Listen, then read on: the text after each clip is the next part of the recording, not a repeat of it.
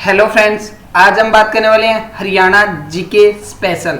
Haryana GK के top 500 question जो आपकी एग्जाम में यहाँ पे बार बार पूछे जाते हैं। आज उन्हीं क्वेश्चन की हम बात करने वाले हैं। तो जितने भी छात्र हैं, आप किसी भी एग्जाम की तैयारी कर रहे हो, एचसीएस, ग्राम सचिव, Haryana police, clerk, group D, patwari, lineman, any other किसी भी एग्जाम की तैयारी कर रहे हो, उन सब के लिए काफ़ी ज़्यादा इंपॉर्टेंट क्वेश्चन है। तो ले चलता हूँ आपको फर्स्ट क्वेश्चन की तरफ।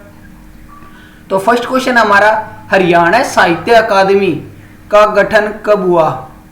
हरियाणा साहित्य अकादमी का गठन कब हुआ? तो इसका करेक्ट आंसर होगा 9 जुलाई 1970 को।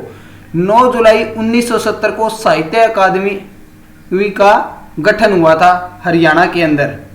नेक्स्ट क्वेश्चन हमारा, हरियाणा में सुल्तानपुर नेशनल पार्क किस जिले में स्थित है? हरियाणा में सुल्तानपुर नेशनल पार्क किस जिले में स्थित है? तो इसका हमारा करेक्ट आंसर होगा गुड़गांव। गुरुग्राम के अंदर सुल्तान नेशनल पार्क है। और ये आपके एग्जाम में हर बार, कोई भी एग्जाम हो उसमें ये क्वेश्चन हर बार पूछा जाता है। इसे वेरी इंपॉर्टेंट क्वेश्चन टिक कर लेना।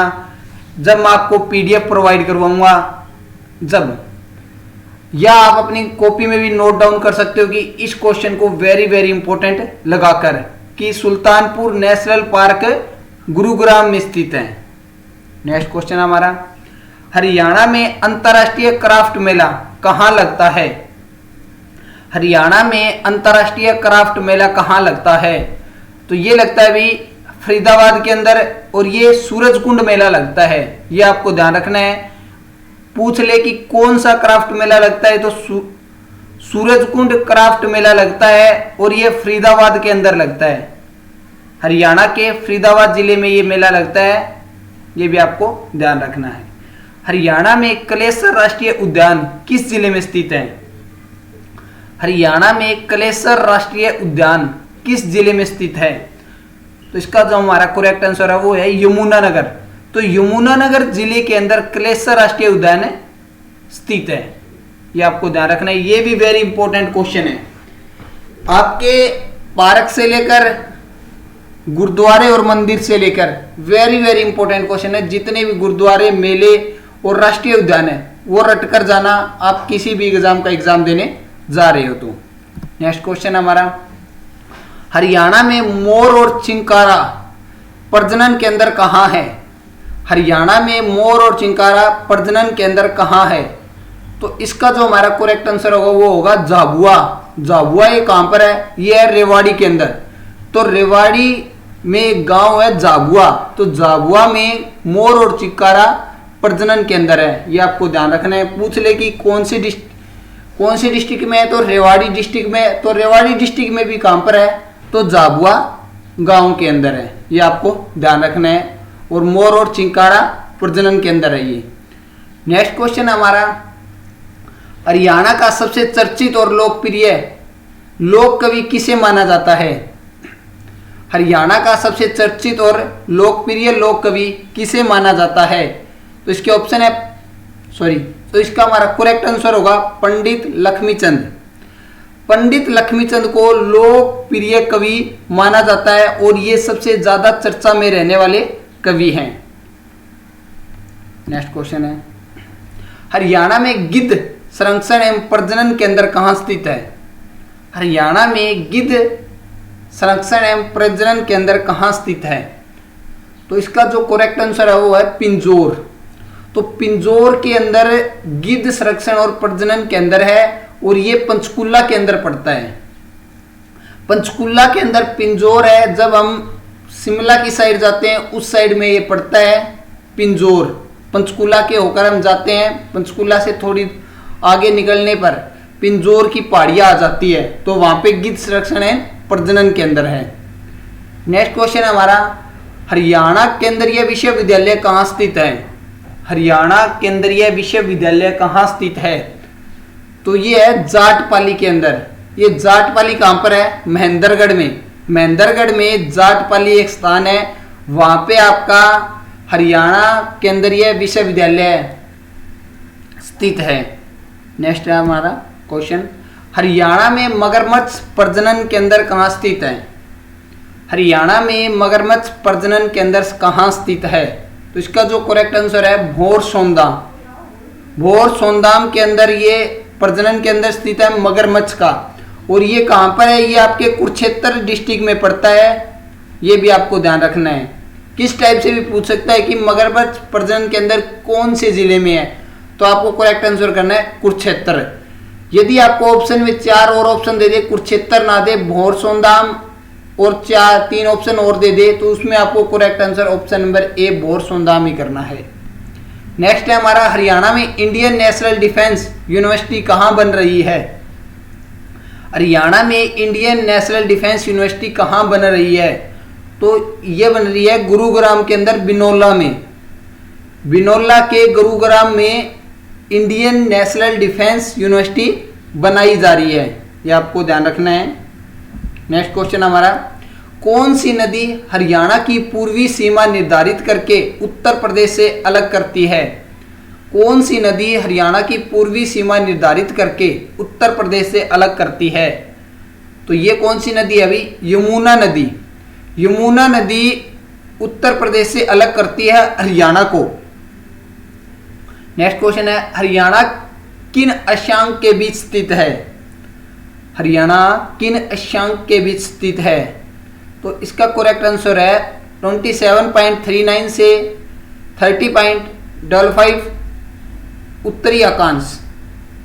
ये भी क्वेश्चन वेरी इंपॉर्टेंट है, इसे आप टिक कर लेना। ये भी बार बार आपके एग्जाम में पूछा ही जाता है।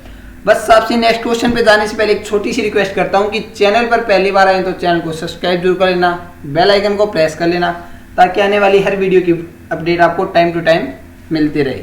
फिर भी आपको डाउट रह जाता है तो टेलीग्राम और इंस्टाग्राम फॉलो कर लेना, वहाँ पे आपके जो भी डाउट होंगे क्लियर किए जाएंगे। अंग्रेजों ने हरियाणा को पंजाब में कब मिलाया? अंग्रेजों ने हरियाणा को पंजाब में कब मिलाया? तो ये मिलाया था 1858 में। सन 1858 में हरियाणा को पंजाब में मिला दिया गया था। हरियाणा की 2011 की गणना के अनुसार जनसंख्या कितनी है? हरियाणा की 2011 की जनगणना के अनुसार जनसंख्या कितनी है? तो ये है 253.53 लाख। कितनी है? 253.53 लाख। तो ये 2011 की जनगणना के अनुसार इतनी जनसंख्या है। पानीपत का पहला युद्ध कब हुआ? पानीपत का पहला युद्ध कब हुआ? तो ये हुआ था 1526 ईस्वी के अंदर। और नेक्स्ट क्वेश्चन है, पानीपत का पहला युद्ध किस किस के बीच हुआ? पानीपत की 3 लड़ाइयां हुई थी। पहला युद्ध 1526 ईस्वी में हुआ था और ये किस किस के बीच में हुआ था? ये इब्राहिम लोदी और बाबर के बीच हुआ था। तो इसमें क्या हुआ था कि बाबर की विजय हो गई थी और इब्राहिम लोदी की हार हो गई थी इस युद्ध में, और बाबर यह युद्ध जीत गया था। तो इसका जो हमारा करेक्ट आंसर होगा वो हो गया इब्राहिम लोदी और बाबर के बीच। नेक्स्ट क्वेश्चन है, ये आ गया नेक्स्ट, पानीपत के प्रथम युद्ध में किसकी विजय हुई थी? ये मैंने आपको पीछे बता दिया है कि बाबर की विजय हुई थी और इब्राहिम लोदी इसमें हार गए थे। रजिया बेगम का कत्ल कहाँ हुआ था? तो ये हुआ था भाई कैथल के अंदर हुआ था। और इनका जो मकबरा है, मकबरा के नाम से ही पूछ सकते हैं कि रजिया बेगम का मकबरा कहाँ पर है, तो भी आपका करेक्ट आंसर कैथल ही होने वाला है। ये भी आपको ध्यान रखना है कि कोई आपसे पूछ ले कि रजिया बेगम का कत्ल कहाँ हुआ, तो कैथल के अंदर। रजिया बेगम की हत्या कहाँ हुई, तो कैथल के अंदर। रजिया बेगम का मकबरा कहाँ पर है, तो कैथल के अंदर। ये आपको ध्यान रखना है। नेक्स्ट क्वेश्चन है, रजिया बेगम का कत्ल कब हुआ? तो ये 1240 ईस्वी में हुआ था। यह आपको ध्यान रखना है। और इनका मकबरा कैथल के अंदर है। पानीपत का दूसरा युद्ध कब हुआ? पानीपत का दूसरा युद्ध हुआ 1556 ईस्वी के अंदर। 1556 ईस्वी के अंदर पानीपत का दूसरा युद्ध हुआ। यह युद्ध किस किस के बीच में हुआ? ये हेमू और अकबर के बीच में हुआ था और इसमें अकबर की विजय हुई थी भाई। तो नेक्स्ट क्वेश्चन भी हमारा यही है कि पानीपत का दूसरा युद्ध किस किस के बीच हुआ? तो ये हेमू और अकबर के बीच हुआ था और 1556 ईस्वी में हुआ था और यह पानीपत का दूसरा युद्ध था। और पानीपत के दूसरे युद्ध में किसकी विजय हुई थी? अकबर की। और पहले युद्ध में बाबर की विजय हुई थी। ये भी आपको ध्यान रखना है। शेर शाह का बचपन हरियाणा के किस जिले में बीता? तो जो शेर शाह सूरी था उनका जो बचपन था वो महेंद्रगढ़ जिले में बीता था उनका बचपन। जो शेर शाह सूरी के दादा इब्राहिम सूरी का मकबरा कहाँ है? जो शेर शाह सूरी उनके जो दादा थे इब्राहिम सूरी, उनका मकबरा हमारे हरियाणा के नारनौल महेंद्रगढ़ में स्थित है। ये आपको ध्यान रखना है कि नारनौल के महेंद्रगढ़ में स्थित है शेर शाह सूरी के दादा इब्राहिम सूर का मकबरा। वह कौन सा प्रदेश है जिसके सभी पर्यटन स्थल के नाम पक्षियों के नाम पर रखे गए हैं?